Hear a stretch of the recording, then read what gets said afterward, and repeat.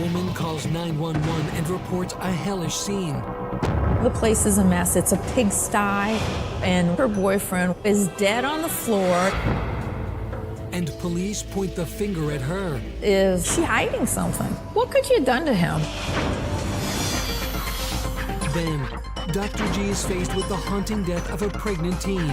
My number one suspicion on this case is that she killed herself. And it becomes a shattering case. I'm like, take a deep breath. I just can't believe this. Altered lives, baffling medical mysteries, shocking revelations. These are the everyday cases of Dr. G, medical examiner.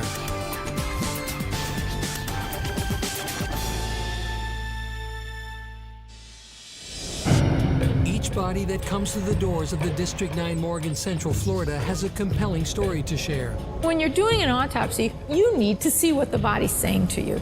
You know, the body's telling you something. The body's trying to explain what happened, and you just need to listen.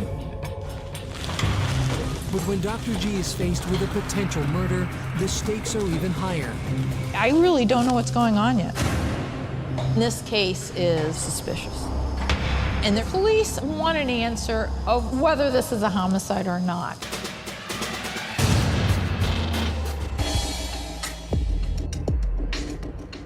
It's 11 a.m. on a sizzling summer morning when the 911 Emergency Dispatch Center receives a frantic call from Louisa Vargas, a resident of Pine Hills, Florida.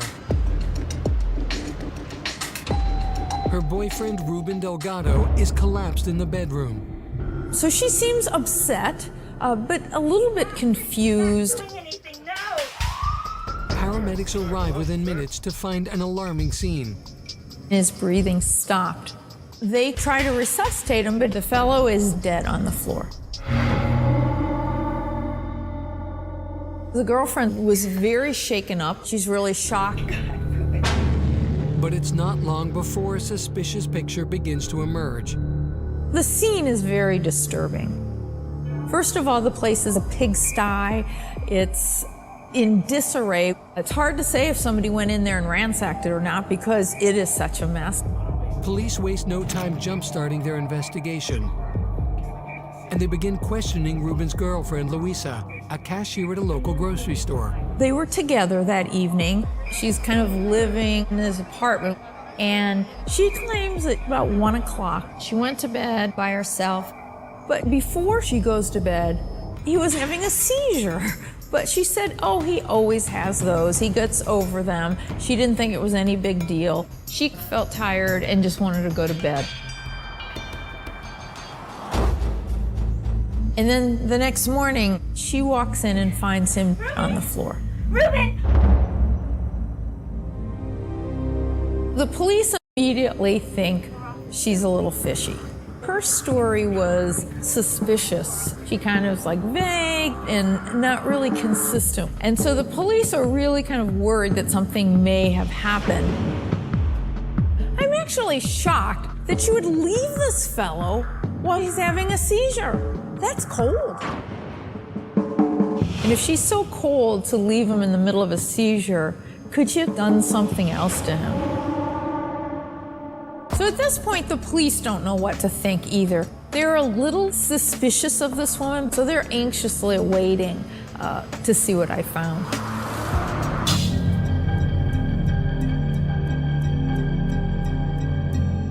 I'm going to do this case first this morning because the police want an answer of whether this is a homicide or not. And right off the bat, Dr. G sees in the investigator's report that Louisa's statement offers up a possible motive for murder. The girlfriend told us he drinks a lot. He can be somewhat belligerent when he drinks. Is this just a classic domestic violence? And he ended up dying and not her. You know, there are many possibilities for foul play. Could be a blow to the head with blunt trauma. We could have poisoning. We could have suffocation. And if it's true that Ruben has a history of seizures, Dr. G must also consider what could be causing them. The girlfriend, she says for the past few months he's been having seizures. Could he have just been drunk and fallen and hit his head, and that's why he's seizing. The other possibility is that he's seizing because of lack of oxygen to his brain, possibly from something going wrong with his heart. Dr. G will also be on the lookout for signs of epilepsy, a brain disorder characterized by seizures. But I don't know if he truly has epilepsy. We're relying a lot on what she said. And I don't know how reliable she is. So we will send out requests for medical records to all the local hospitals to see if he's got a history of seizures. Then, as Dr. G continues to pore over the investigator's report, a critical detail from the scene catches her eye. In his apartment, the police find a lot of empty prescription bottles. And when they asked the girlfriend why he takes so much medication, she says that he has told her he has cancer, that he has cancer of the stomach. So I'm anxious to get on the inside. I want to start figuring out what happened here. But over 25 years of experience tells Dr. G that she's in for a bumpy ride. So the bottom line is I've got a girlfriend with a flaky story. I don't have medical records yet. This really may be a challenging case.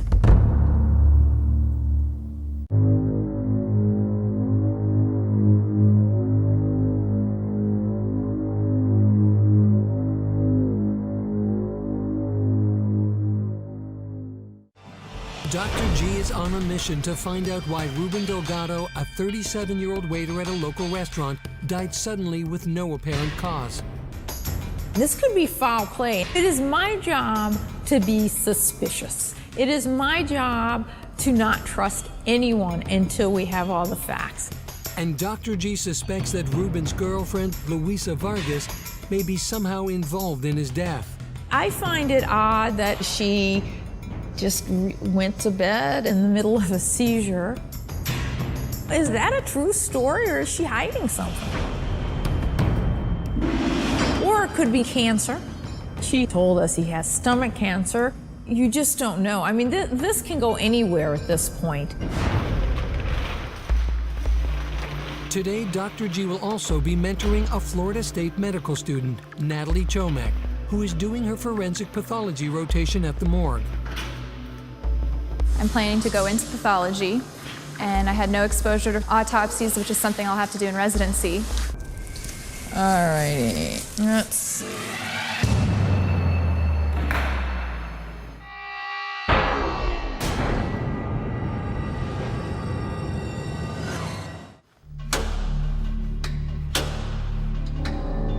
Sandy, why don't you go ahead and start taking pictures of him and take the whole body. So he certainly doesn't look like an end-stage cancer patient. He's robust looking, still somewhat muscular, certainly well-fed. But Dr. G can't rule out cancer until she completes the autopsy. For now, she palpates his head for more clues. I look at his head, he's got a full head of hair, and I don't see any blood. We don't see a lot of blood. One would think that there is no direct trauma, but that's not true. He can have blow to the head.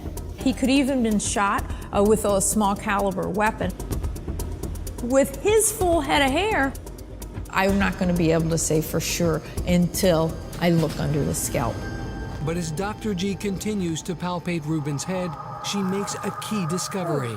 I feel this contusion, a pretty big bruise on the back side of his head. And I'm thinking, this may be the reason why he died. But whether this is accidental or whether this is foul play, I'm not going to be able to tell until I get into that head. For now, Dr. G scans Ruben's body, looking for any other suspicious injuries. I am paying very close attention to the neck for possible signs of strangulation. And I don't really see any.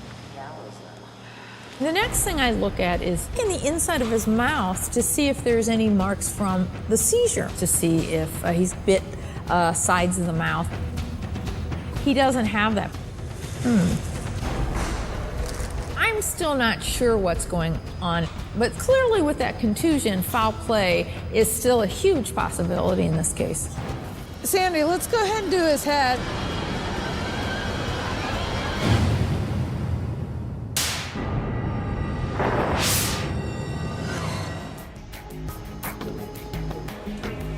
Dr. G slides her scalpel across Ruben's scalp from ear to ear. And then you start cutting the cranial nerves. When I reflect the scalp, I see the contusion, but he doesn't have any skull fracture. It doesn't mean that he doesn't have trauma to the brain. So I remove that calvarium, the top of the skull, and he doesn't.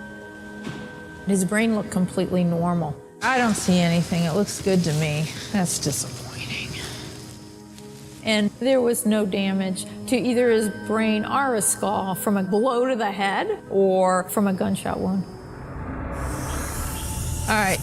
Dr. G continues to examine the brain for any abnormality that could have caused the fatal seizure. But when I section the brain, there's nothing. I don't see anything. Although I haven't truly ruled out a death associated with epilepsy because sometimes you just don't see anything. I need to do the rest of the autopsy to know for sure. So there's still a lot of possibilities. Everything from a heart attack to something associated with this stomach cancer he supposedly has. But the most disturbing scenario still on her mind is homicide. There are many possibilities for foul play. Is the girlfriend trying to cover up for something?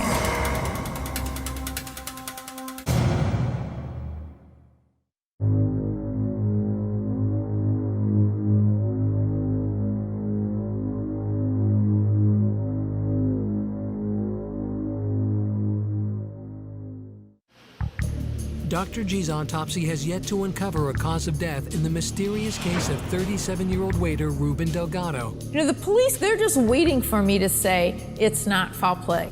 But I can't say it, and they're still a little anxious. I mean, the girlfriend, her story is not holding up. So did she somehow cause his death? Hopefully, we're going to get answers and either rule her in or rule her out.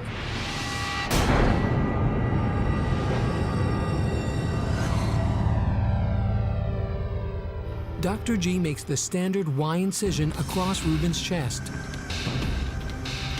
I'm looking for hemorrhage underneath the skin, and I don't have any. I'm looking for rib fractures, and I don't see any. All right, there's nothing. The next step is to draw blood for lab tests.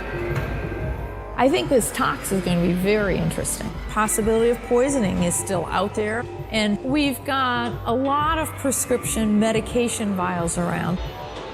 I'm hoping that the tox will have the answer. But the results won't arrive for several days. In the meantime, she continues scouring Ruben's body for anything out of the ordinary. The number one way you would die suddenly and unexpectedly would be from your heart. Inferior vena cava. So it could just be a heart attack. So I first of all take the heart out, and it is a little bit enlarged. It is bigger than it looks. Maybe a little less than 500 grams. A normal heart for him should be, 375, 350. So it looks like it's had the effects of long-term high blood pressure. But things overall look normal. But when I look at his lungs, though, that's another story. There's a lot of fluid in his lungs. A lot of that lung is heavy. We sometimes can see that with seizures. We sometimes can see that with overdoses. But heavy lungs are a non-specific finding, and I really need to see how they fit with the rest of the finding. Next, Dr. G is eager to examine the stomach. The girlfriend told us he has stomach cancer, and that's why he takes a lot of pain medication. I'm expecting evidence of surgery, evidence of cancer, because she had said now it's reoccurred. But immediately, she is caught off guard by what she doesn't find. I'm actually shocked. Wow, look at this. When I look at his stomach, he doesn't have anything abnormal. Look at that, that's it, wow. There's no evidence of cancer. There's no evidence he ever had cancer. And surprisingly, I don't see anything. Now I'm worried. She's claiming that he's got cancer. I'm wondering now if she is just a liar. What could she have done to him? So even though we've ruled out a blow to the head, a gunshot wound to the head, there are other ways that there can be foul play on this poor fellow. Possibility of poisoning is still out there. All right. The investigation now hinges on one thing: Ruben's lab results. I think toxicology is going to be key on this case. Oftentimes what we look for in tox is to see if he's on seizure medication. Did he just recently stop his seizure medication? Those people are the ones that tend to have the sudden death associated with seizures. Or is this going to be a drug death of some type? And the possibility is still there that she poisoned him. That was very rare, but it's something we'll look for.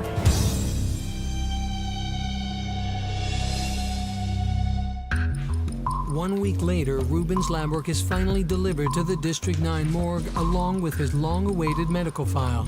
I'm always excited to open up that chart and see if that gives me the answer. And in this case, it does. I see his cause of death. And this is a tragedy all the way around.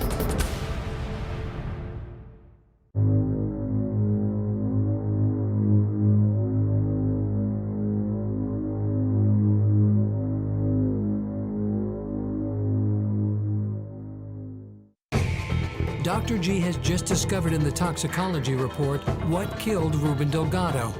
Now she can give police the information they've been waiting for.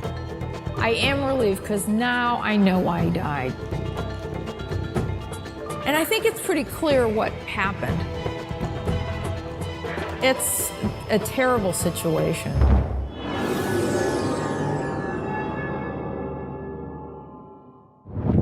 According to his girlfriend, Luisa Vargas, Ruben Delgado was bravely battling some serious health problems. She's claiming that he's having seizures and that he has gastric cancer, and that's why he takes a lot of pain medication. But in his physician's records, there's no mention of any kind of history of cancer. There is no record of any kind of history of epilepsy. He's never been treated for seizures. What they have a history of is multiple types of chronic pain, multiple types of back pain, multiple types of wrist pain, multiple types of neck pain, multiple times where he's lost his medication. This is classic drug-seeking behavior. It was easy for him to get, it was legal, and he was getting high. It's like legal heroin. So he was truly a drug addict. But on the night of his death, Ruben goes one step too far. Although he's used to taking these pain medications and you build up a tolerance, you start wanting more and more to get that same feeling. And that evening, he crossed the line. He took too much. Ruben's toxicology report shows that he took a substantial amount of oxycodone, a narcotic pain medication, and alprazolam, an anti-anxiety drug.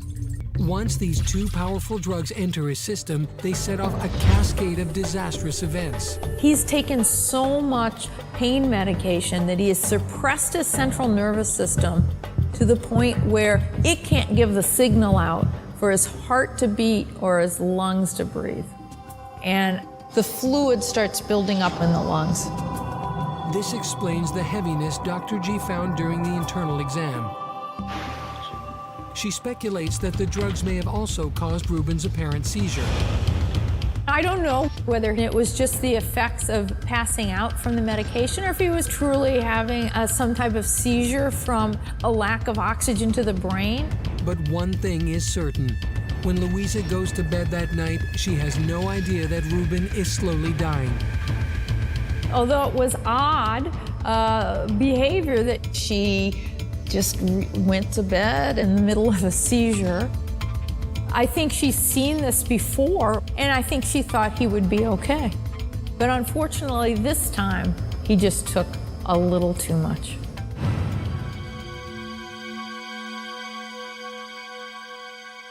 And then the next morning, he was dead.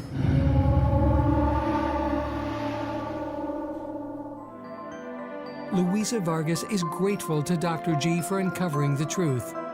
She didn't have anything to do with his death. I'm actually relieved she's off the hook, because you certainly never want to accuse somebody who's innocent.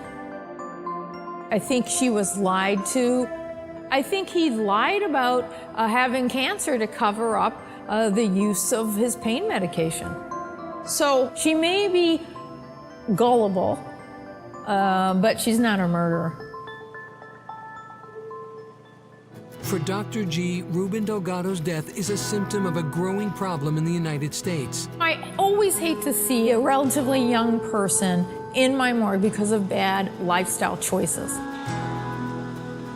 In my jurisdiction, we have more prescription pain medication deaths than we have automobile deaths now.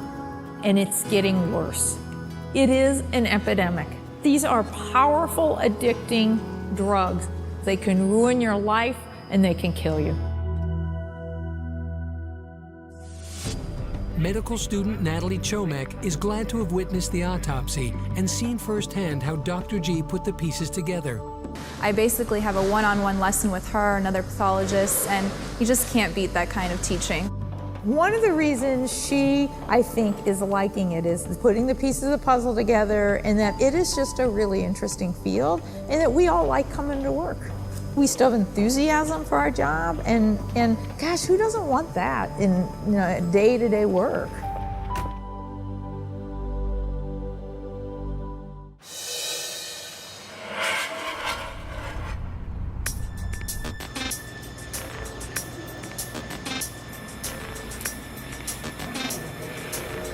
Since we have no idea what's going on with this one. No one knows better than Dr. G how thin the line is between life and death. But just when she thought she'd seen it all, a heartbreaking case puts her to the test. Well, this is a sad case. This is a 19-year-old girl that's found dead in bed at a mental health care facility. She's about 8-9 weeks pregnant. It's either going to be something really catastrophic or really sad. I want to get the answer.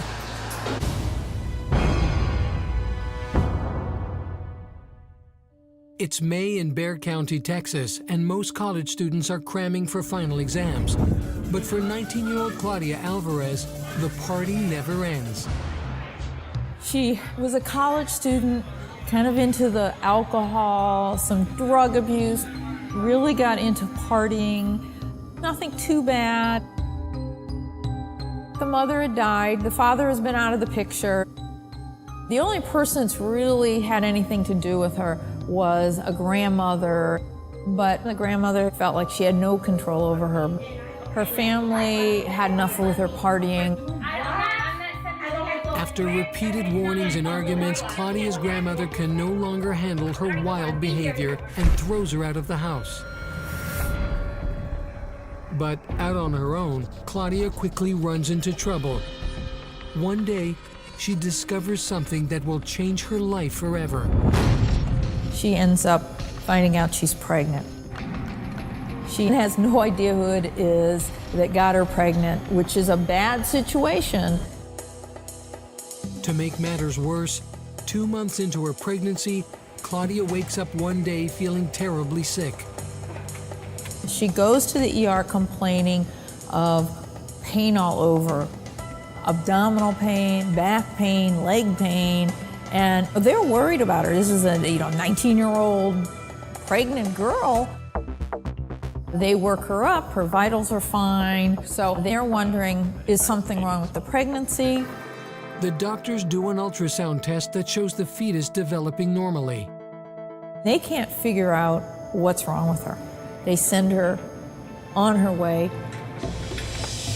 But the next night, Claudia is still in pain. She races back to the ER. They'd already worked her up for an OB problem. They've worked her up for any other kind of abdominal pain, but she's crying constantly. Then, out of the blue, Claudia makes a horrifying threat. She looks at them and said, I feel like killing myself and this baby. I'm going to jump in front of a car. I'm going to get a gun. I can't go on. And she didn't say it just once. They send her to a mental health hospital for evaluation. It's not just saving her life, it's saving her unborn baby's life. She's in the mental health facility for about 2 days. She had a normal temperature, normal heart rate, normal blood pressure, normal respiration. But that night, the unthinkable happens. She goes to bed and she doesn't wake up. They find her dead in bed. They immediately call 911 and ship her to the emergency room, but she was already dead. She was cold by the time she got there. Now it's up to Dr. G to make sense of this mysterious tragedy. Even though this grandmother had disowned her, she's still upset.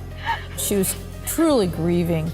I cry when I'm talking to the loved ones on the phone. In fact, they make me cry all the time, but not in the morgue. I'm there to get the answers. I'm not there to grieve for them. I was very anxious to find out what killed this girl so quickly.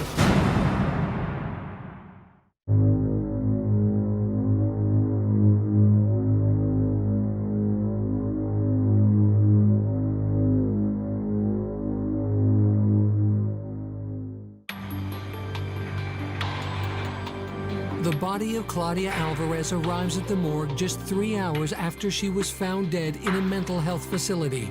It's an incredibly sad story. We have a 19-year-old girl who's about 8-9 weeks pregnant, who's very despondent. 2 days earlier, it said she wanted to kill herself and the baby, and is found dead. But she was also complaining of pain. So you wonder, what's going on here? Dr. G's first step is to scour the investigator's report looking for clues. My number one suspicion on this case is that she killed herself with drugs. I don't know how she got them in that healthcare facility, but people find a way when they want to commit suicide. I have to be the one that always suspects everything until I find the facts. So I scoured those records to see if they missed something. Although they do an ultrasound and saw an intrauterine pregnancy, I didn't see any good description of the fallopian tubes that come out from the uterus. She could still have an ectopic pregnancy with an intrauterine pregnancy. And that happens about 1 in 7,000 pregnancies, where you get a pregnancy inside the uterus, where it should be, growing normally, but one fertilized egg gets stuck somewhere else, like in the fallopian tube, and it can burst, and she could bleed to death. So I'm wondering, did they not pick that up? And there is another deadly complication of pregnancy Dr. G must consider.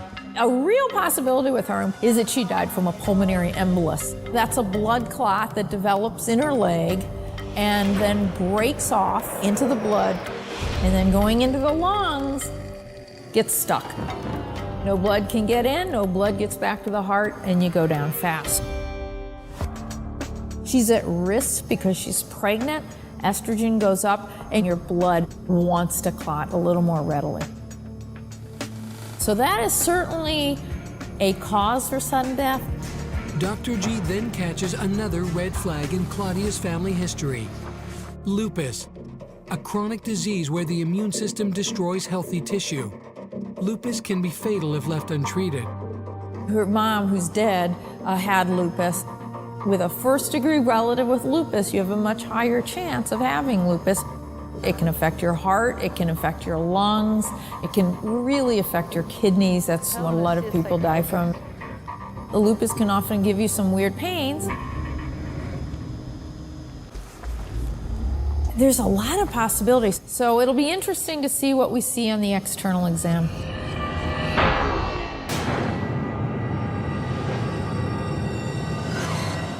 Yeah, it's a shame. Oh, a little scrape abrasion. I start the external. She's got long fingernails. She's got extensions in her hair. Her hair is quite long. Nail polish on her toes. Nah, it's postmortem, just drying artifact. I'm looking very carefully for any kind of, rash on her face that would indicate a lupus or kind of a scaly rash. She had pretty skin, no trauma on the skin, and no rashes on the skin. Dr. G can't rule out lupus until she completes the autopsy and does additional blood tests. For now, she continues scanning the body and quickly notices something alarming. She's got frothy fluid in her nose and her mouth. That's from the buildup of fluid in her lungs, what we call pulmonary edema. That can be from several things. It can be a heart failure. It could be some neurologic event. But the number one reason we'd see that fluid buildup would be a drug overdose. Somebody's depressed. You don't know what tips them over. She didn't have any scars on her wrist. But then Dr. G notices something else that concerns her. That's a weird thing. Slight contusion on the forehead. She also has a little abrasion on her forehead, maybe a 1/2 inch by 1/4 inch. And this raises another, more sinister possibility. I've had patients before who have been murdered in mental health facilities. They keep close watch on you most of the time, but I have to be the one who's paranoid. I don't know what's wrong with this poor little kid. I can't rule out anything yet on this external exam except a gunshot wound. So I'm anxious to get on the inside.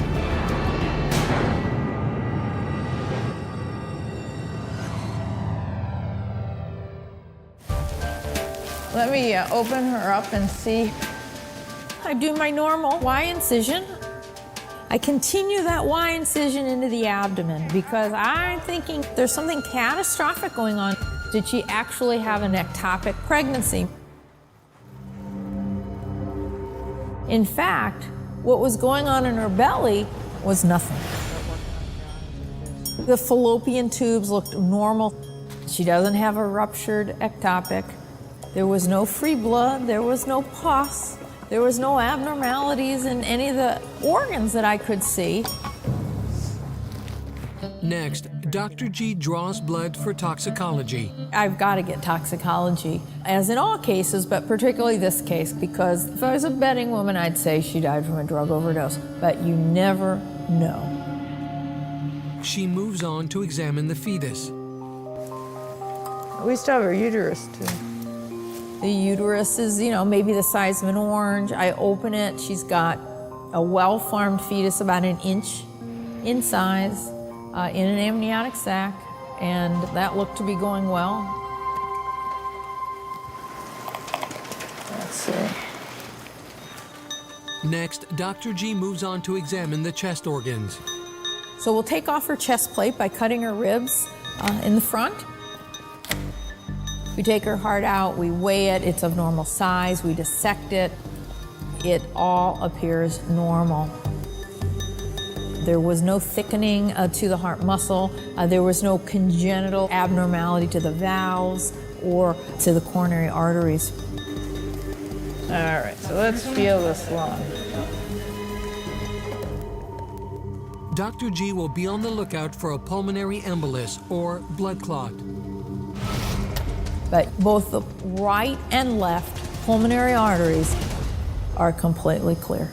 No blood clot. I follow them deep into the lung. I'm like, there's got to be blood clot in here somewhere. There is no blood clot in her lungs. Dr. G also sees no hemorrhaging or inflammation that might indicate lupus or anything else. Now, what I do find in her lung is frothy tan fluid. I'm still thinking mainly of a drug overdose, but I haven't ruled out some neurologic event. I'm not going to be able to tell until I get into that head. and I can't rule out foul play yet. So I'm thinking, what am I going to find in that brain?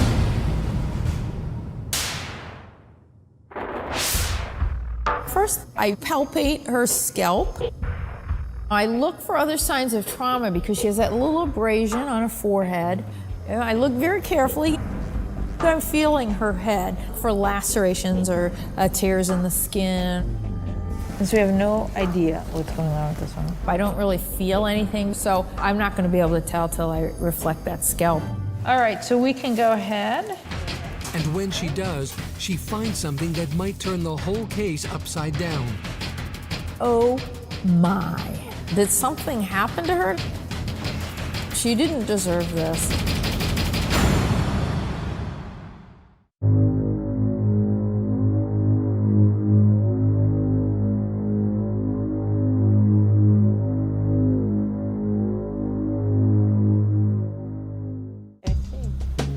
Here, look at this. Dr. G has just discovered something that makes her wonder if Claudia was murdered after all. I'm surprised in that she has a big bruise on the back of her head. Did somebody hit her in the head? There's a chance that somebody in that healthcare facility comes up and tries to kill her. I have the techs cut the skull cap off. I slowly remove it, thinking I'm going to maybe see a collection of blood. And I breathe a sigh of relief because there's no blood there. Good. This is not going to be trauma. I don't know why she had the bruise. She probably fell at some point, but it didn't cause her death. Dr. G is relieved to rule out murder. But if a person didn't kill Claudia, then what did? At this point, I just decide to remove the brain. It was swollen, but it didn't look that abnormal to me until I pull the brain back and try to start cutting the dura that's holding the brain in place. And I see her cause of death, and I can't believe it. Oh, something's wrong here. She has green, goopy pus over the base of her brain. Oh, it's oozing now. She's got meningitis. Oh my. That was lightning out of the blue. It's very rare for a pregnant woman to die from meningitis. Pregnant women don't tend to have a predisposition for meningitis. It's, maybe 50 reported in the literature. It is uncommon. Vaccines have dramatically reduced the risk of meningitis, especially in children and young adults. How in the world could this girl have meningitis? I do at least 3 different cultures of the cerebrospinal fluid. I also do a smear on a glass slide, and I photograph that brain. She is particularly eager to look at the results of the cultures. And in a few days, she has them in her hands. I was anxious to see what the cultures grew. And when I look, I'm like, wow, I am shocked. This was unexpected, totally unexpected.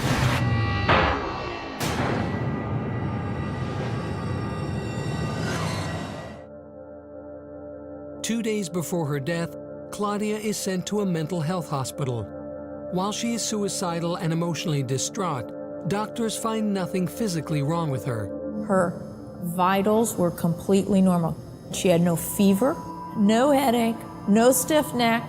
Those were what would you typically have symptoms of with meningitis. She did have some generalized lower abdominal pain, which she was having for days.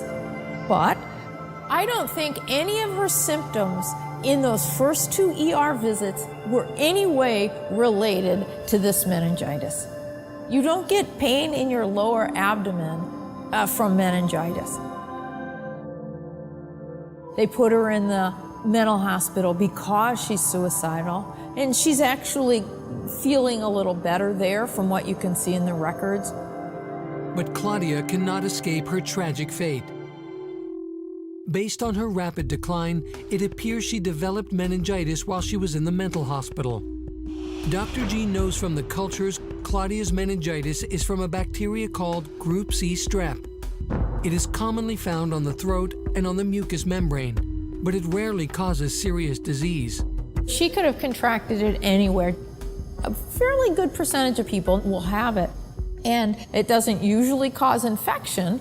But if this bacteria gets into the brain, it is deadly, and that is exactly what happens to Claudia while she is fast asleep. And this bacteria makes its way into the cerebrospinal fluid. How it gets there is unknown.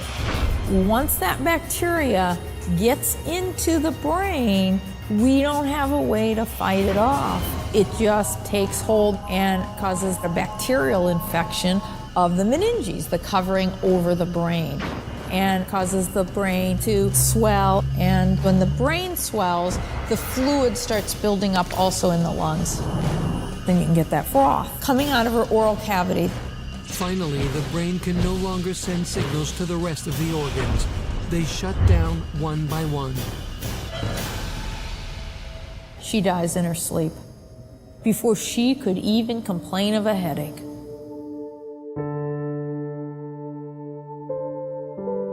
This type of meningitis is rare on all levels.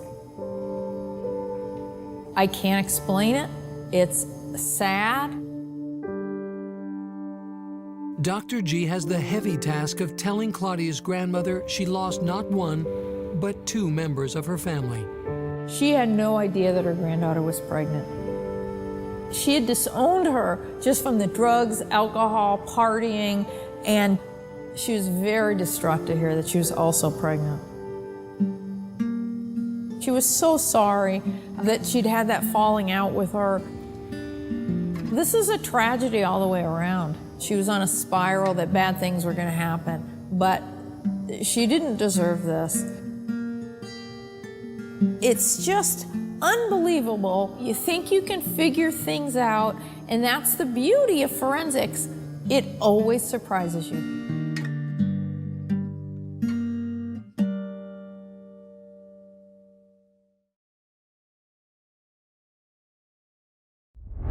We'll get into your true crime episode in just a moment. When this one is finished though, make sure your next listen comes from the Always True Crime Network. This show is a part of it, and so is Drunk Women Solving Crime. Every week, comedians Hannah George and Taylor Glenn are joined by a famous face to put their drunk detective skills to the test. The recent episode with Selena Morzinski, also known as Charity Shop Sue, is a must-listen, featuring a story involving riot police, a chimney, and an unexpected ending. And there's more alternative true crime from Strangely as well. Poppy Damon and Luke Jones bring together some of the weirdest true stories from around the world. If you haven't heard about the post-work fishing trip that took an extraterrestrial turn, that should definitely be your next listen. Search for Always True Crime to find these shows and more.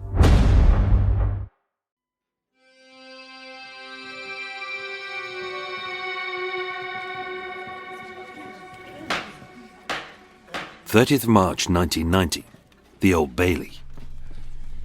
Judge Kenneth Richardson QC summed up. David Mackenzie, you have been found guilty of two of the most appalling killings I can recall. You are a frighteningly dangerous man, and my duty is to protect the public. You will remain in Rampton until such a time it is absolutely clear to those responsible for your care that you are no longer a danger to the public. Found guilty of 5 counts of raping a 14-year-old girl, endangering the lives of 2 elderly women by setting fire to their beds as they slept, and the manslaughter by diminished responsibility of 76-year-old Barbara Pinder and 86-year-old Henrietta Osborne.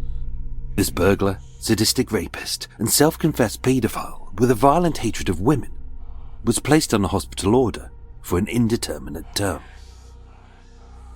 As evidence, his confession was solid. His recall was vivid. And although some of the details he added or embellished, such as laying the blame on an accomplice who was never charged, having confessed, I want to tell you about the old lady. Even though Robin Gray QC, who defended this notorious blabbermouth, stated, There was not one shred of evidence beside his confession to link him to the old lady killings. According to detectives, he revealed details that only the killer could have known. When interviewed by police, being racked with guilt which ate at his soul, Scottish-born and London-bred David Mackenzie, who was diagnosed as a paranoid psychopathic schizophrenic, confessed to further crimes. And although his vocabulary was limited, having only a basic education, blessed or maybe haunted by a very retentive memory, with no emotion, just cold hard delivery, he recalled the details of 10 or 12 unsolved murders he'd committed as if he was reading a set of instructions. He confessed to the murders of 27-year-old Keith Church in Hertfordshire, 79-year-old Hilda Morell in Shropshire, 19-year-old Susan Maxwell on the Scottish borders, 18-year-old Carol Lannon in Dundee, 5-year-old Caroline Hogg in Edinburgh, and with 2 stabbings of victims who'd survived, just like 60-year-old Eileen McCarthy, who was randomly stabbed in the face in an unprovoked attack in Pimlico. His confessions were checked against the evidence, in the hope of bringing their killers to justice. But was David Mackenzie the convicted double murderer, one of Britain's most sadistic serial killers? One specific case he confessed to was unnervingly similar to the killings of Barbara Pinder and Henrietta Osborne. Hilda Morell was born on the 3rd of February 1906 in All Stretton in Shrewsbury. Shropshire born and bred, she was one of 2 daughters to Owen and Lily. Being middle class, she was Cambridge educated, and like her father, she became a successful rose grower, which suited her nature, being a woman of peace. And although unmarried and independently wealthy, she didn't dress like she had money. Described as highly intelligent, independent, and defiantly individual, 78-year-old Hilda was a die-hard supporter of CND, the Campaign for Nuclear Disarmament. If there was a march, she was on it. If there was a protest, she was in it. Whether at Greenham Common or Hyde Park, US or Soviet embassies, breaking into military bases, nuclear power stations, or missile sites. But her real bugbear was Sizewell B, a nuclear power plant in Suffolk. 3 months before she was murdered, Hilda was due to present a paper at a public inquiry into Sizewell B, which of course led to a wealth of conspiracy theories. 1 year before Henrietta's murder, and nearly 7 months before Barbara's, just before noon on Wednesday the 21st of March 1984, Hilda left Abbey Foregate in Shrewsbury, having done some shopping, gone to the bank, and purchased some tickets for a charity draw, and said by friends who saw her that she was in a good mood. In her battered white Renault 5, Hilda returned to the pleasant 3-bedroom detached house called Ravenscroft at 52 Sutton Road, where for many years she had lived alone.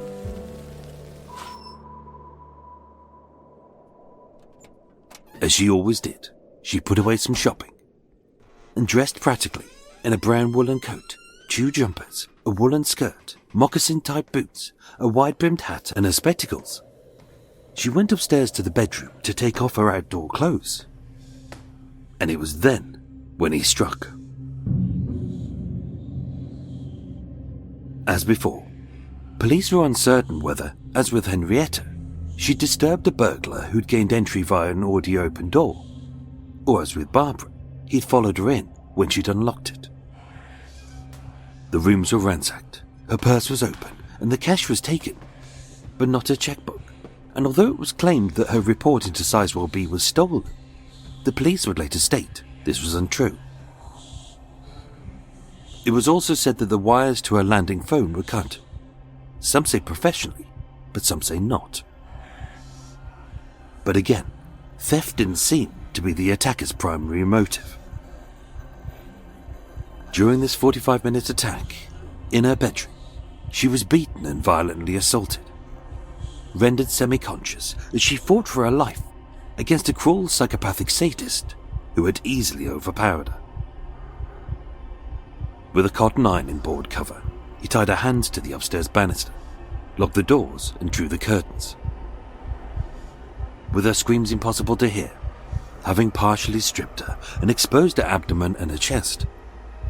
He sexually assaulted this elderly lady and masturbated over her, ejaculating on her body, mopping up his filthy seed with some tissues. And then he helped himself to a can of beer.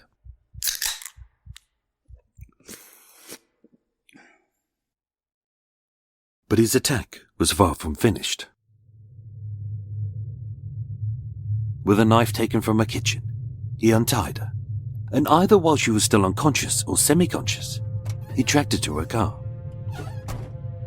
And with her slumped in the passenger seat, at speed, he drove 6 miles from her home, far from anyone she knew or any place she felt safe. Between 12:45 p.m. and 1:10 p.m., the white Renault 5 speeded and swerved up a back route to Newport, up Monkmoor Road, Telford Way, Heathgates Island, Sundawn Road, and up to Helmond Hill. As she slowly came to, Hilda saw that she was nowhere, speeding down an unrecognizable isolated lane with fields as far as the eye could see, and sat next to a man with a knife in his hand who had very bad intentions. With no houses, farms, or people nearby, she was alone. But she knew to survive, she had to fight back. As it drove along Hulkington Lane, she grabbed the steering wheel and forced the car into the ditch. With it stalled, he tried to get it moving again, but it wouldn't. And even though he tried to put a book under the wheel in an attempt to give it some grip, while he was distracted, she pocketed the car key and fled. 78-year-old Hilda ran as fast as she could in her light moccasin boots, fleeing down the lane from this man who meant to do her harm. But being younger, stronger, and faster, he soon caught up with her. And with a foul rage brewing and his attack far from finished, it was in a cornfield that he savaged her. No one heard her cries, no one came to her aid, and no one saw her die, except the sadist himself. A man in a grey suit was later seen running nearby, but nobody thought anything of it. At 3:30 p.m, Mr. Scott, a local man, was seen walking near the moat where the body lay, barely alive. But being in a hollow and with her brown clothes blending into the cornfield, he saw nothing. Later that afternoon, with her paralysed but still breathing, a police patrol spotted Hilda's car, but not her, and radioed it in as a traffic accident. With license plate LNT 917W identified as Hilda's, they called it a home, which was locked up with the curtains drawn. And by the next day, with her having failed to return home, police gained entry. Inside, her post was on the floor, milk on the doorstep, and although the lights were on, no one was home. With no signs of any forced entry, they only suspected a burglary when they saw that the rooms had been ransacked. But it was as they ascended the stairs, they saw that something more sinister had occurred. There was no blood, but a sexual assault had occurred in the bedroom. She had been restrained using an ironing board cover on the stairs, and sperm-soaked tissues lay upon the floor. But still, for 3 days, Hilda remained missing. On Saturday the 24th of March 1984, at 10:25 a.m, a gameskeeper's wife from Hulkington was walking by the moat, 500 yards from the road where the car had ploughed into a ditch, when she found Hilda. 200 yards from her body, her boots were found 20 yards apart in a cornfield, and with her glasses and hat further away, this showed a trail of fear as she'd fled for her life, only to be chased and dragged to her death. Dumped in a hollow next to a tree, her body was found lying on its right-hand side, her right arm bent and in front of her as if she was reaching out for help. still wearing a semen-stained brown woolen coat and 2 jumpers. The stocking of her left foot was initially missing, but encircling her body were the clothes her killer had scattered. The stocking, her skirt, and her suspender belt, but the knickers were gone. With bruises to her face, she was beaten when he caught up with her. With both knees and shins cut, muddied and scuffed, it was clear that he dragged her by her front, or maybe made her to kneel as he assaulted her. In a nearby hedge, the knife he took from her kitchen was found, stained with her blood, the blade matching the defensive wounds to her hands, as 4 times he'd stabbed her in the abdomen. With pathologist Dr. Nathaniel Carey stating, A weapon had been held to her stomach, penetrating the skin in several places, which may have led to pain and distress. as if the plan was to punish or torture her. But his cruelty was far from finished. Having been viciously stabbed multiple times in the stomach and the liver, slowly she bled to death. But it wasn't this that killed her. Being dumped in an isolated part of a remote field, from just after 1 p.m. when she was stabbed, she was still alive and lying there, silent and afraid, until the early hours of the next morning. When after hours of pain and confusion, only being semi-clad, she died of hypothermia. Like Barbara Pinder and Henrietta Osborne, the murder of 78-year-old Hilda Murrell was a massacre. But was she murdered by convicted double killer David Mackenzie? The similarities were startling. A lone elderly lady initially attacked in her bedroom, having disturbed a burglar who'd broken in, ransacked the room, and stolen little, if anything, only to dedicate most of his time to beating her unconscious, stabbing her frenziedly, torturing her for fun, and then fleeing unseen. This murder was hundreds of miles away from Pimlico and Chelsea, but he came from Scotland and had moved around the country. Of the 10 or 12 killings he confessed to, Hilda Murrell's was the most similar to Barbara and Henrietta's. Being the earliest of the 3 old lady killings, his recall was sketchy. His retellings sometimes drifted from reality to fantasy. He embellished certain details and had even made some up, which he was known to do. And with the motives impossible to pin down, as even he couldn't say why he had killed her. When questioned by detectives, he confessed to her killing, recalling the facts from memory. On the 11th of March 1990, as was mentioned to the jury in his double murder trial, having passed the bar of proof to be tried in a court of law, the Director of Public Prosecutions accepted the case against David Mackenzie in the murder of Hilda Murrell. But just like before, it was suspected that the trial might not go ahead, as being clearly mentally unstable, he would be charged, but unfit to plead. Housed at Rampton High Security Hospital in Nottinghamshire, again he was assessed by psychiatrists to continually monitor his mental capacity, but it seemed unlikely that this case would ever go to trial. 7 months later, in October 1990, the case against David Mackenzie was dropped by the DPP, as even though he'd confessed, they stated, there was insufficient evidence to bring any charges against him. The community was shocked, outraged. A beloved woman had been brutally murdered and left to die. A psychopathic maniac had confessed to her killing, and the British justice system had excused him. Rob Green, Hilda's nephew, said of the case, I do not accept the Mackenzie story. This is a man with a guilt complex, and by confessing to the murder, he expiates it.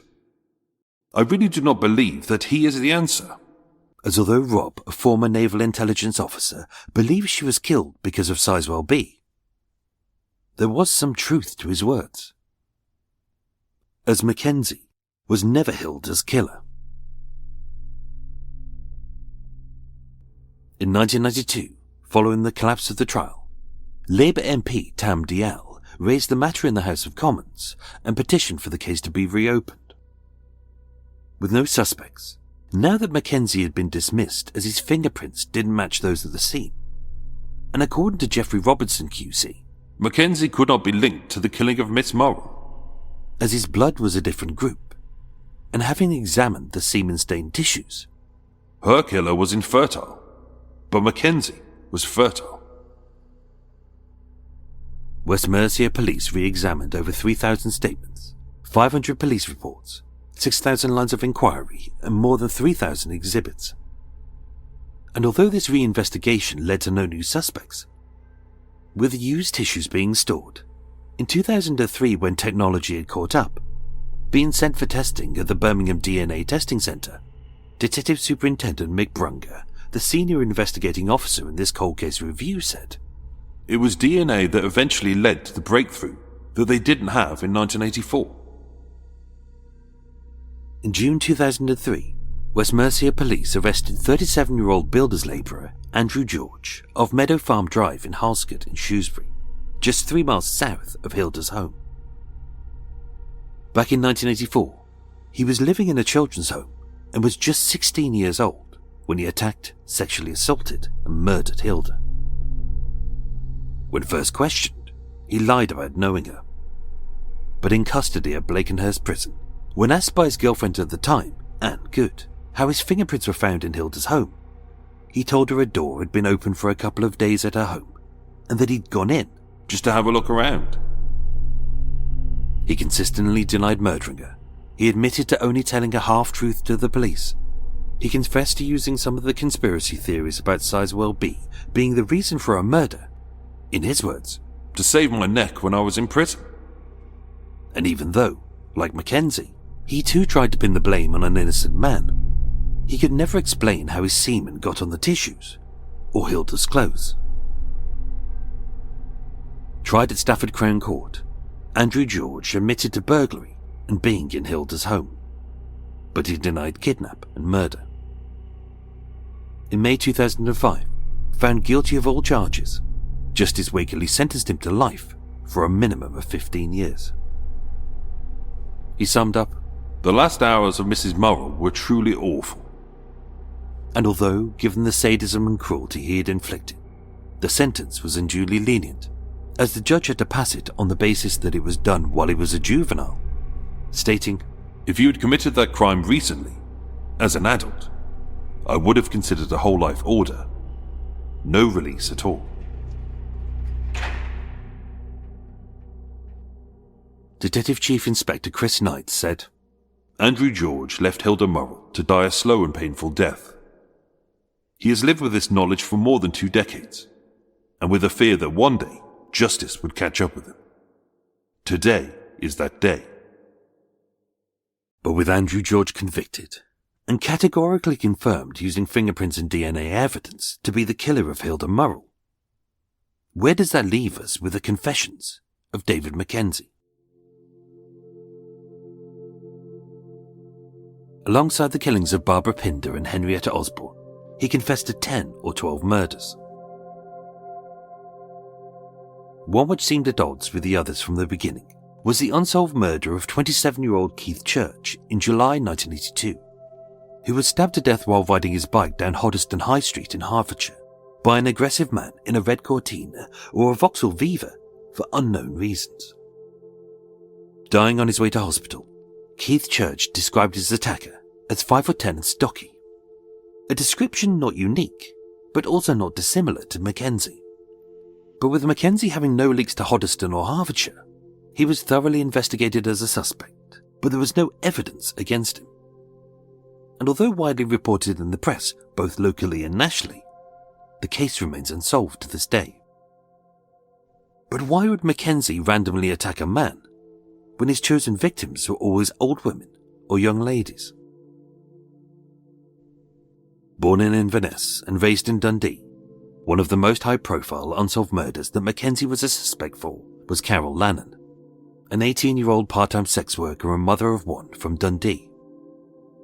Last seen in Exchange Street, the city's red light district, being driven away in a red Ford Cortina taxi at 8 p.m. on the 20th of March 1979. 11 days later, her naked body was found strangled in Templeton Woods, and with a handbag and clothing later found on the banks of the River Don, 85 miles away from Dundee. Over the years and decades, this case has been linked to Bible John in Glasgow and the World's End murders in Edinburgh. And with 20-year-old Elizabeth McCabe also found naked and strangled just a few yards away 11 months later, the two murders have frequently been linked together, but not to David Mackenzie. It lacked the same level of sadism, torture and sex. They didn't come off the back of a failed burglary. Mackenzie never attacked in public, but always behind the locked door of a bedroom. Mackenzie was a self-confessed paedophile with a conviction for the rape and buggery of a young girl in Pimlico in 1986, so it made sense to take it seriously his confession that on the 30th of July 1982 he abducted 11-year-old Susan Maxwell as she walked home in Coldstream on the Scottish borders, and on the 8th of July 1983 that he abducted 5-year-old Caroline Hogg from outside of a home in the Edinburgh suburb of Portobello. Being stripped, bound and raped, their bodies were found in ditches miles from their homes, having been driven away in a van. But we know this wasn't David Mackenzie. He never abducted girls. Instead, he lured them in or broke into their homes and raped them in private. These murders were entirely sexual. As based on Barbara and Henrietta's murders, Mackenzie had a hatred of women, which is why he tortured them and stabbed them in the neck and the face. And besides, forensic evidence and a criminal trial has later confirmed that these girls were murdered by the paedophile and sadistic serial killer, Robert Black, and Mackenzie's retelling of the case was sketchy at best. As for the other murders or crimes he confessed to, they were investigated, but no evidence was linked to him. And in many of the cases, he wasn't even in the same city, county or country at the time of the killings. So why did he confess to them? Out of cruelty? For sadistic fun? Or was he compelled to? Following the collapse of the trial into the murder of Hilda Murrell, David Mackenzie was charged with wasting police time. And although this blabbermouth had confessed to a murder and seemed to know many details about it, even though the DNA sample was 20 years away from proving conclusive, his confession was a mix of reality and fantasy by a known liar, with the facts already widely reported in the press. And that's where he got everything from. The newspapers. As even though he had a low IQ owing to a limited education, blessed or burdened by a very retentive memory, he could reel off these details at will. When asked how he felt about the fact that he'd wasted police time, as his fingerprints and his blood group had proven that he hadn't murdered Hilda Murrell, Mackenzie said, "I feel guilty. I still feel I did it." In his defense, when asked about the murders of Carol Lannon, Elizabeth McCabe, Keith Church, Hilda Murrell, Caroline Hogg and Susan Maxwell, who he'd confessed to and partially derailed the investigation of, Robin Gray QC, his defense, asked, "If someone said to you that you were miles away at the time of the killing, so you could not have done it, what would you say?" Mackenzie replied, "I would still believe I did it." So was this a game for him? Did it give him a sexual thrill? Or was something plaguing his mind? On the 30th of March 1990, at the Old Bailey, found guilty of the murders of Barbara Pinder and Henrietta Osborne, Judge Richardson QC summed up, "David Mackenzie, you have been found guilty of two of the most appalling killings I can recall. You are a frighteningly dangerous man, and it is my duty to protect the public." With the jury told he was due to be tried for the murder of Hilda Murrell, justice was done. On the 7th to the 25th of July 1992, Mackenzie appealed his conviction at the Court of Appeal before Lord Chief Justice Lord Taylor, Mr. Justice Simon Brown and Mr. Justice Rock. The defence pleaded that Mackenzie was convicted based on his confessions, despite known false admissions to a dozen others he could not have possibly committed. In short, David Mackenzie is not a serial killer. He is a serial confessor. At his original trial, both the defence and the prosecution agreed that he had an inherent personality disorder, that he was manipulative but also susceptible, that 6 psychiatrists gave differing opinions on whether he knew the difference between reality or fantasy, and that even when faced with the proof that at least 8 of the murders he confessed to, he didn't commit, he still said, I feel guilty. as in his mind, he was guilty. But the jury chose to reject this and stuck with the only evidence, his confession. On the 25th of July 1992, 2 years after his conviction for the brutal double murders of Barbara Pinder and Henrietta Osborne, the judge ruled, Cases depending solely or mainly on confessions have given rise to miscarriages of justice. so with the necessary changes made to the law, David Mackenzie was acquitted.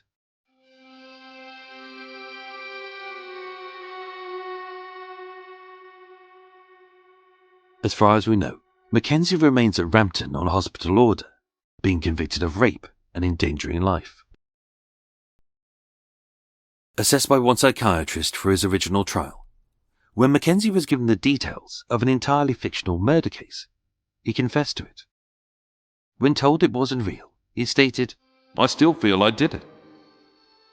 this was used in his defense, but dismissed by the court, already weighed down by a wealth of expert evidence.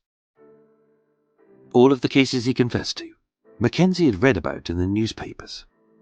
And although he had a low IQ, blessed or burdened by a retentive memory, an inability to tell reality from fantasy, and a guilt complex stemming from a very disturbed childhood, even with a sketchy confession, the detective said, He revealed details only the killer could have known. but being very susceptible. Although some of the details were deliberately not reported in the press to trap the killer, such as the knitting needle, the ballpoint pen and the chopstick, which had been used to torture Barbara and Henrietta, these confessions were taken during a week of police questioning, in the absence of a solicitor, when accidental slip-ups or deliberate coercion may have occurred. When told there were no fingerprints or DNA to link him to Barbara Pinder's murder, again Mackenzie said, I still feel I'd done it. even though the police would later prove he was in hospital at the time of the killing. With Barbara and Henrietta's killings most likely linked to the same maniac, as well as the attacks on the women of Pimlico and Chelsea, Mackenzie's confession and the police's reliance to use, and maybe abuse it, to solve a series of unsolved cases has let a killer go free. And with both investigating officers in Barbara's case now dead, and the exhibits either lost or destroyed, it will once again remain unsolved. There was no denying that David Mackenzie was a deranged and dangerous man. But what's deadly? A law system willing to convict an innocent man using only his confession. A mentally unwell man who claims to be a serial killer, even though there's no evidence he committed any of them. Or the fact that so many cases were derailed and their killers walked free, as the police believe the confessions of a blabbermouth.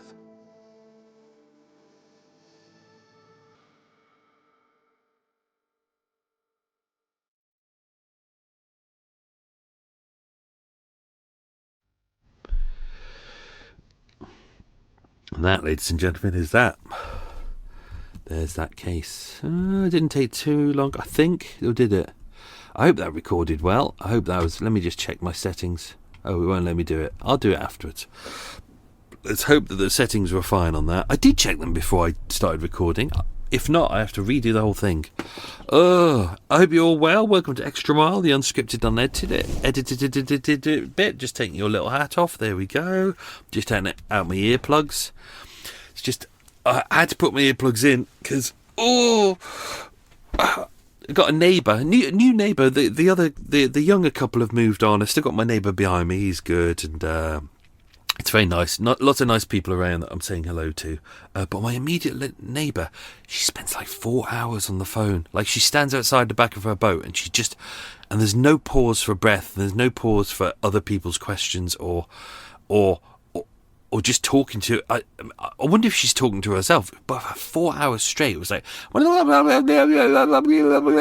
just constantly going. Like, I didn't hear her once go... to get some air, and maybe she's got gills, and that's how she's able to just talk. But yeah, I've had to close all the windows and doors to make sure that our recording wasn't ruined by... It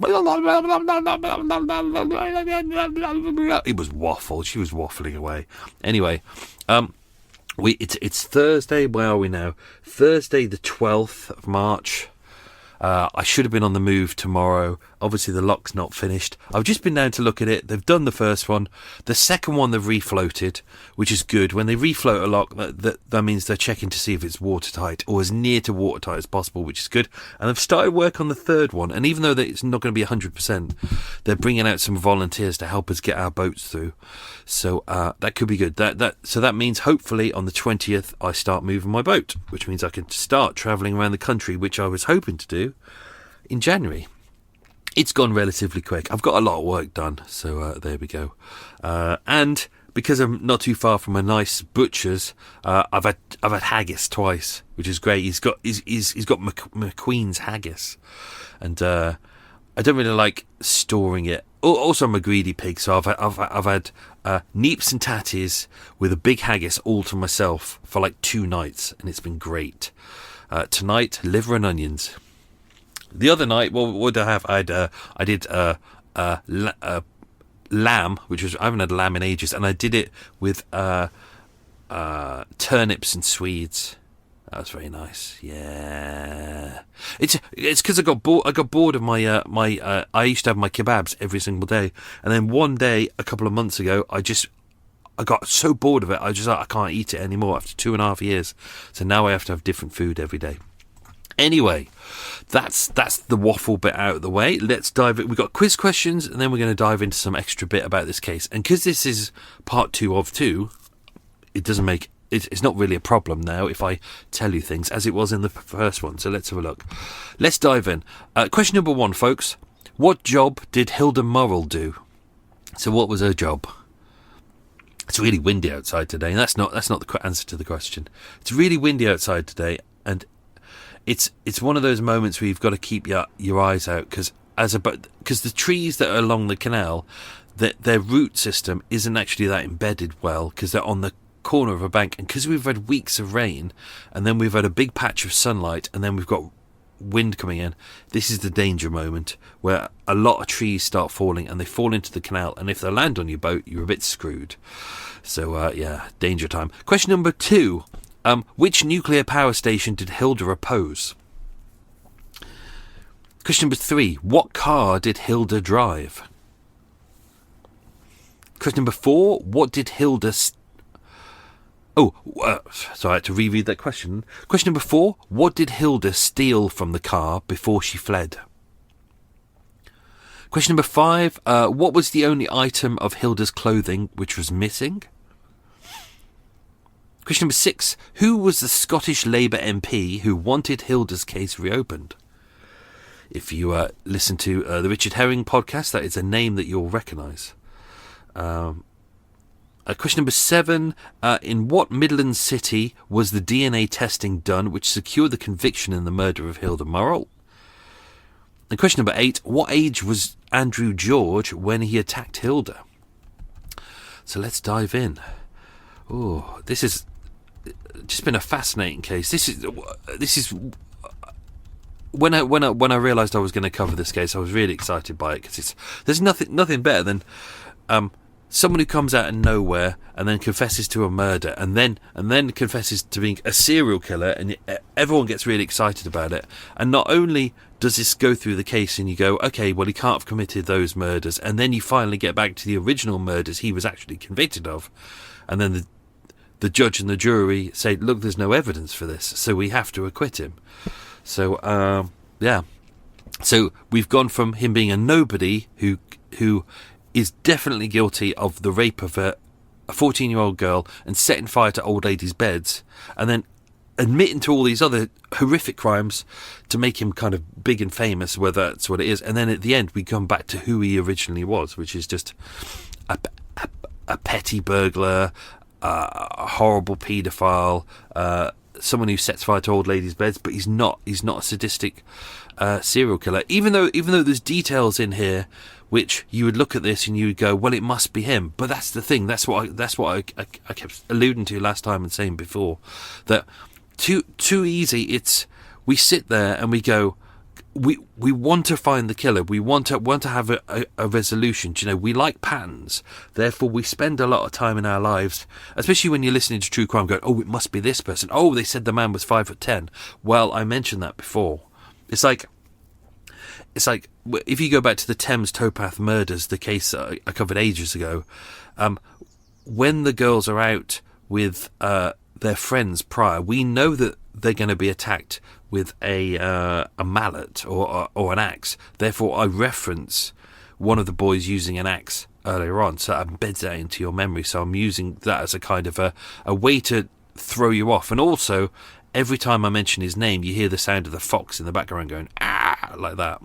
Not that that's the sound that foxes make, but I'm deliberately luring you down that path because I know that when people start hearing information, they go, oh, it must be him. I heard one piece of information. Someone said, oh, he's got slightly ginger hair. Oh, well, that must be him. Ignoring the fact that there's loads of people in the world who have ginger hair. But, you know, people do that, though, don't they? They want to have a conclusion. Whereas when you look at the murders of Barbara Pinder and Henrietta Osborne, yes, there's similarities, but are there similarities, Joe? There's as many dissimilarities as possible. So, yes, they're near each other, but there's a lot of murders in and around the area that could be linked but aren't the same. There are similarities to how they were attacked, but there's as many dissimilarities. So and as you can see, it's the same with Hilda. Do you know, even though that's a couple of 100 miles away, it's not connected. It's been proven it's not connected. But if you focus too hard on these three cases and say, wow, look, 3 old lady murders, they're all roughly the same age, they're all single, all attacked in their bedroom, look at all these similarities, you could see why the police would latch onto this and go, wow, it must be them. They must be connected, but not connected at all. So it's only connected in our minds. So that's where it is. So I'm just going through details, so I'm going to get past Barbara's killing and take you to the others. Sorry, I've over 60 pages of notes in order to piece everything together. I really do create like biographies of everyone and try and piece. And even though there's a lot of stuff that will never go into the episode, I always like to know everything. So Miss Barbara Morrell from Shropshire, a peace campaigner, Shropshire born and bred. I grew up in Shropshire and lived there for many years. Lovely place. And also I know Shrewsbury quite well, having lived not too far away from there in 2 different places. Cambridge graduate, highly educated. Prior to the war, she was a secretary. Wartime, she was an ambulance driver, and then she became a successful blur. That's the answer to the question. Her father died and left her £152,000 in her will and the business as well, and she continued that going. As mentioned, she was an anti-nuclear campaigner and a big supporter of CND. This is obviously a lot of people put this down as because that's what she does, and because it was a very political era. A lot of people go through all the conspiracy theories about this and go, "Oh, it must be because she knew too much," but it's not. It really isn't. It's like it's easy to jump on the conspiracy theories because it fits a lot of people's opinions and their political beliefs, but it's just not. When you've covered as many cases as we have, kind of listening to cases and me researching them as well, the simplest option, the simplest one is always the most obvious. And in this case, it really does just seem like it's a burglary gone wrong with a sexual element. If you were going to break into her house to steal a report, as the conspiracy theorists say, why would you tie her up to the banister and then masturbate over her? That doesn't make any sense at all. If you wanted her out of the way and you wanted that report, what you would do is go in with something heavy, beat her over the head, set fire to the house. Therefore, the report would not be found. And people just go, oh, it burnt up in the fire. All the evidence is gone. You wouldn't leave DNA evidence from your testicles on an old lady. Also, you'd need to have an erection.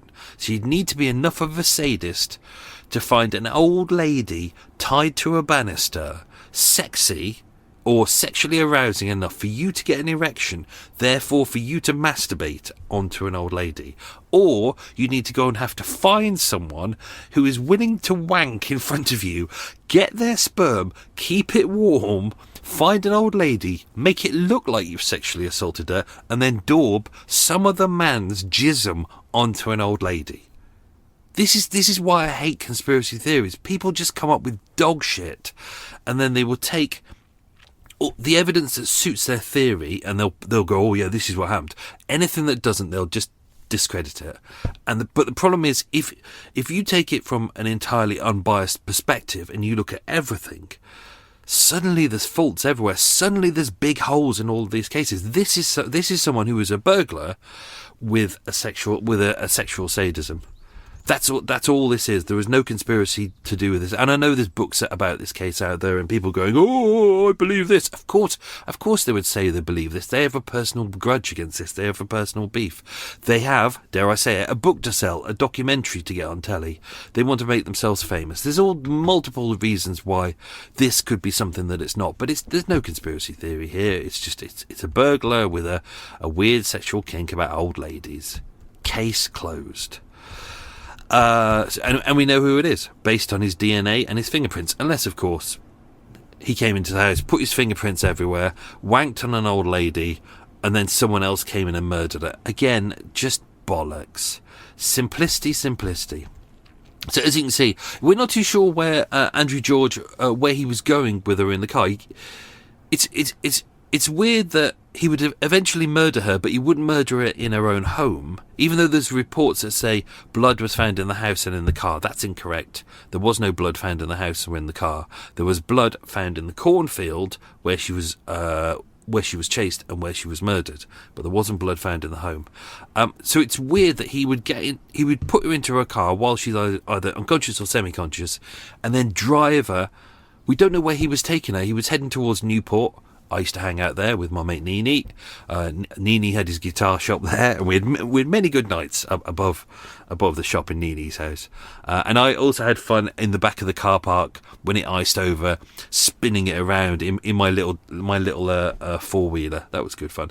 But we don't know where he was taking her. He was taking her somewhere, and then obviously she pulled the car, crashed it, and then managed to run away. I mean, hats off to her. That must have been horrific, waking up, realising you're being abducted by a man who's already done horrible things to you and has a knife, and you don't know what's going to happen to you, but it's not going to be a knife, and thinking to yourself, there's no one around, I don't know where I'm going to end up, I've only got one option, that's to crash the car and hope that I can run away. Maybe her thought was like hoping that he would get injured and he wouldn't be able to run away, but unfortunately he could, and he was younger than her, and he chased her into the field and horrifically murdered her. Obviously, we won't go into all the details about the murder again. I've pretty much put everything that I can into this episode. I'm just double checking that there's nothing that I've missed. More stuff about conspiracy theories. I'm not going to go into that. It's all bollocks. Yeah. So this was the same with Hilda Murrell's case. That it was. This is the thing that the Director of Public Prosecutions has to be a benchmark of which you have to pass a certain level of evidence, threshold of evidence, in order for a case to go. In order for a person to be charged, a person to be charged, and a person for it to go to court. So, I'm not sure. Hang on, no, definitely for them to go to court. But so with Barbara Pinder and Henrietta Osborne's one, the evidence threshold was met with pretty much just his confession, and they did the same with this one, with Hilda's as well. And you just go, but that's not enough. How did you get to a point where someone, it has to be a senior lawyer with a lot of experience of law and murder and things like that, is able to turn around and go, he's a confession, great, that'll do us. Yeah, bring him in. If it was the police by themselves and they were like, we've got two murders here that we can't solve. They've been sitting on the books for ages. People are screaming at us to solve us. And now we've got, dare I say it in the parlance of the day, a nut job who's willing to confess to anything. Brilliant. Let's get him to confess to these. That I can understand, that someone would do that. But not someone who's meant to be impartial, who's in the DPP, who's an experienced lawyer, who goes, yes, I've looked at all the evidence, and all you've got is... Well, you haven't got eyewitnesses, you haven't got a murder weapon, you haven't got proof that he was in the house, you haven't got proof that they knew each other, even though they didn't. And yet, with Barbara Pinder and Henrietta Osborne, it's just his confession. And I think that's the problem, is, as mentioned, it was a week of interviewing with David Mackenzie, and because he was given details, he was being coerced throughout. So because he could remember some details from the case, therefore they'd talk to him about it, and they keep talking to him about it, and they go, what about this detail? Did you go to the back door? Did you go to this room? And even though now everything's recorded, back then it wasn't fully recorded. Like, only parts would be recorded, some of it was noted down on paper. So he is being coerced at points. And for a week, he didn't have a solicitor with him, which is a glaring omission. Like, he has to have a solicitor with him, but he didn't have a solicitor with him. Therefore, if there would have been, at some point, the solicitor would have gone, no, we can't, I'm not standing for that. I'm not allowing this to go forwards. I'm not allowing you to question him about that at this point. And I'm sure a solicitor would have said, even though I disagree with the whole no comment, grunt, as a lot of criminals love to do, no comment, you're the copper, you solve it, no comment, grunt. In this case, this would have been a great opportunity for a solicitor to be able to say, I recommend that you say no comment at this point until we establish more of the facts and we have a clear definition of what it is you're being told that you have done, and there is not enough evidence at this point, therefore no comment. But as you can see, the case collapsed. DPP had insufficient evidence to bring charges against him. No shit.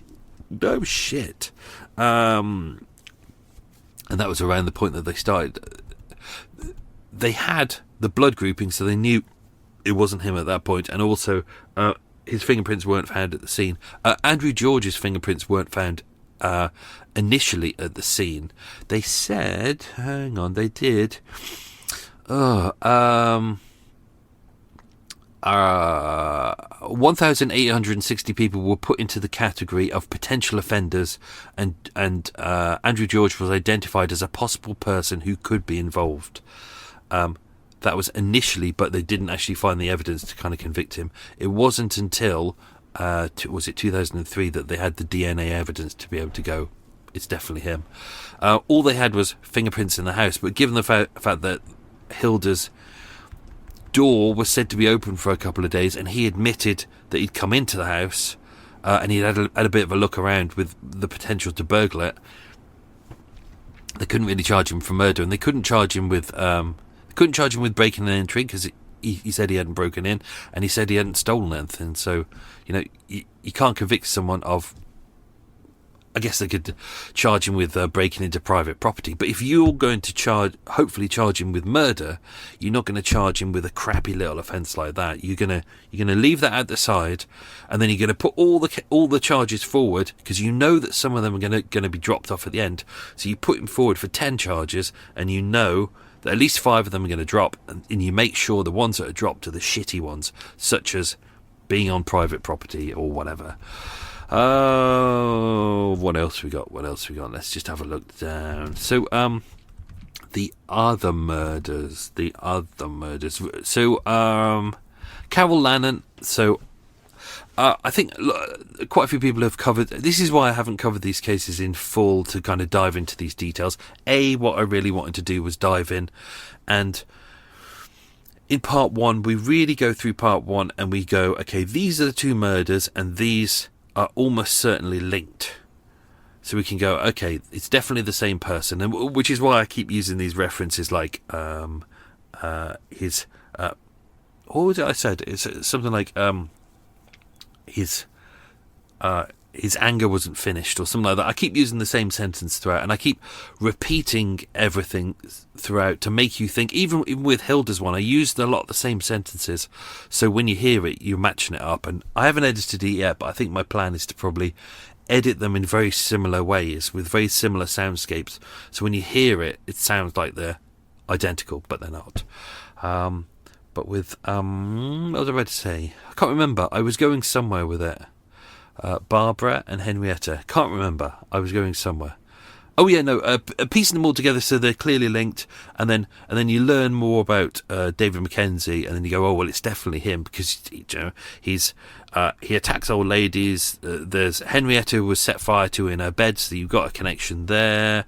He raped a young girl. Okay, so he's fire and rape. There we go. That's connected there. He's a burglar. That's how he got in. Everything makes sense, and you think it must be him.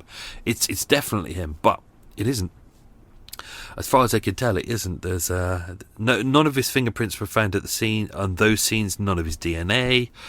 Obviously, we won't be able to solve that now because for some reason the exhibits in Barbara's case, at least, are missing. We don't know why. It said either lost or missing. Oh, hang on, lost or can't remember. Lost and missing is the same thing. Lost or destroyed. Yeah. So we just don't know. We don't know what's happened to it. But as with the others, like Carol Lannon over in Dundee, that kind of makes sense. If you think about it, it's Mackenzie's from Dundee, but it was proven that it wasn't him. Obviously, this is still unsolved, potentially linked to Angus Sinclair at some point, but although prison records show that he was imprisoned when both murders occurred. I think loads of other people have covered Angus Sinclair, so all the World's End murders, so you can have a look at that one. I think I can't remember who has covered this one. One of my podcast colleagues that always covers unsolved murders. I think it's Unseen. I think it might be Unseen podcast. She's almost certainly done Keith Church, so I haven't covered that in full. And that also appeared on Crime Watch as well. Even though Crime Watch didn't come out until 1984, I think it was one of those unsolved cases where they went back to, but they recovered the murder of Keith Church. And it's still, again, unsolved today. It didn't make any sense to kind of connect David Mackenzie to it, but it was clearly a case that he'd seen and then confessed. Well, not a case that he'd seen and confessed to, a case that he'd read about and confessed to, but he didn't have any connection to Hoddesdon High Street. Obviously, we got Caroline Hogg and Susan Blackwell. So I deliberately didn't mention their names in part one because I didn't want people to go, oh, I wonder if it must be those, because I think Paul, True Crime Enthusiast, has done Robert Black, so you can go and listen to that series, and then it'll be really well done, and you'll know it's all the details on there, which is why I haven't dived into that. But they're really, really horrible stories. But it doesn't make sense why it would be Mackenzie. He didn't abduct girls. As you can see, he was charged with 5 times with the rape of the same 14-year-old girl, so it seems like he lured her over. We don't really know much about that case. With the double murder and the setting fire to the ladies' beds and the rape of the 14-year-old girl, I've put in everything I can into this episode, but many of them were kind of quite badly reported. Unfortunately, we're in that kind of dead zone of the 1980s where you have a lot of press happening prior, and then we're in an era in the 80s where there's a lot of television, so a lot of the news coverage is going on telly, but that wasn't stored. And then when you get to the 90s, you start having things put on the internet. But unfortunately, there's that dead zone in the middle where we had media, but it was a disposable media. Therefore, there's things that just don't exist anymore. Which is why I find it fascinating. I've been uploading little mini videos of all these murders in Tring recently, and it's gone really well, and people have really liked it, and it's been really nice. But occasionally some people go, I've just Googled this, there's no information about this at all, it's clearly a lie. And I have to keep saying to people, not everything is on Google. It really is frustrating that people seem to live in a world that, because we're so used to having something in our phone that you can just go where it's odd because the details are online, but it's the details for the cases that I'm using for my little videos are on the British News Archive website, which you have to pay for. Therefore, it is online, but you can't access it unless you pay, like I do, like a couple of £100 a year, which is useful for me. But if you're a regular person who's just, it's not part of what you do, it's not really of any point. So I do find it fascinating that people think if it's not in a search engine, it can't be real. Really, really frustrating sometimes. I really feel like getting a tattoo that says, just because it's not on Google doesn't mean it doesn't exist. I really feel like getting that. Just so I can point to it and not have to say the bloody words to some of the thickies in the world. Thank God, most of the people who read the review, my little things, really, really loved it, and they really got it. And quite a few people were like, oh, I never heard of that. Brilliant, I'm going to look into that myself. And others were kind of like, oh, that's fascinating. And but unfortunately, you do get one or two who goes, that is complete waffle. Oh, that never happened. I did do some Googling for 5 seconds, and I did not find nothing about it. Therefore, it does not exist. Ugh. It's like research in this case. If you Google what's out there, and you try and do a podcast about it, you will have 3 or 4 minutes of episode. You won't have a double parter because you've just got to spend your time going through everything, like all of the archives, trying to find everything. Unfortunately, there's nothing in the National Archive about this. These are cases that are still held, so these won't be available for at least another 30 or 40 years. So that's why I'm covering it now. I think that's it. I think that's all I want to say. Yeah, I think that's all I want to say about that. I think I'm done. I'm done and dusted. Mackenzie, as far as we know, he's still at Rampton, but I've checked. He may have changed his name. We don't really know much more about that. Obviously, he was locked away because of the rape. That was originally why he was sent to Rampton, and because he was set fire to old ladies' beds, i.e. endangering their lives. So that's why he's in there. So quite rightly, he committed a crime. The crime was deemed objectionable. He was deemed a danger to society. Therefore, a whole life hospital order was put against him. Therefore, he's in prison. Therefore, he's in a psychiatric hospital, which is great. So whether he was convicted of those murders or not is kind of irrelevant. He's still got the same sentence, and he still is mentally unwell. And even from the age of 6, like he was diagnosed with personality disorder age 6. He was later diagnosed with a psychopathic personality, psychopathic paranoid schizophrenia. And throughout his whole life, he'd, as mentioned in part 1, he'd been pleading with doctors that he needed to be put somewhere, but he really wasn't getting the help that he needed. He wasn't getting the mental health care. He wasn't being put into psychiatric units or being treated the way he should do. And therefore, this happened.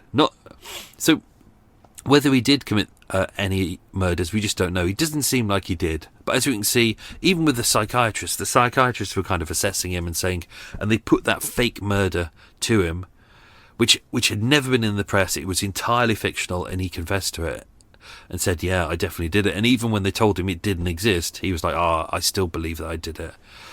I would love to know where his guilt complex comes from. They said he had a very disturbed childhood.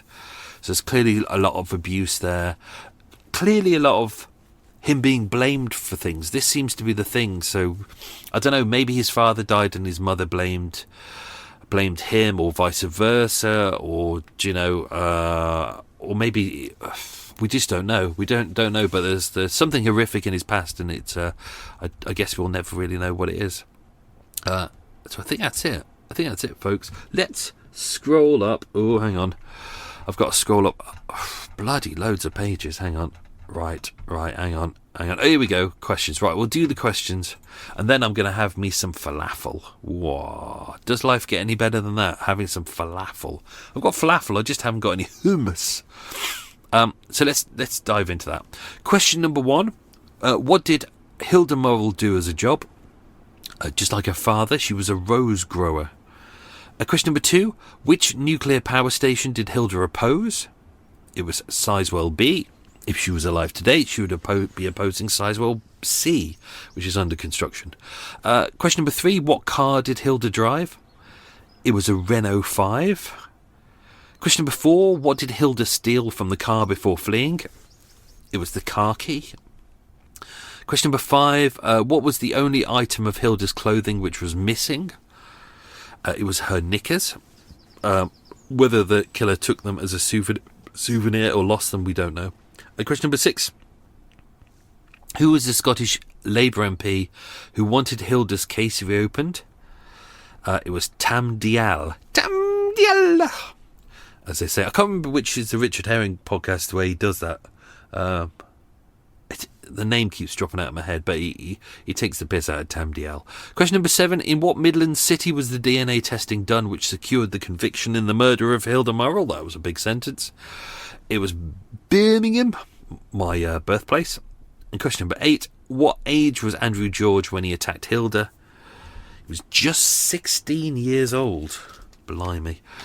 So that's it, folks. Hope you enjoyed that. Next week a one-parter. Week after that one-parter. And then me and Paul, a true crime enthusiast, we're doing our multi-parter together. So if you enjoyed this episode, please leave a nice review, tell a friend, etc. Anyway, thank you for supporting the show. It's much appreciated. Have yourself a good one. Stay safe and be good. Lots of love. Bye. Want more true crime? This podcast and loads more are part of the Always True Crime Network.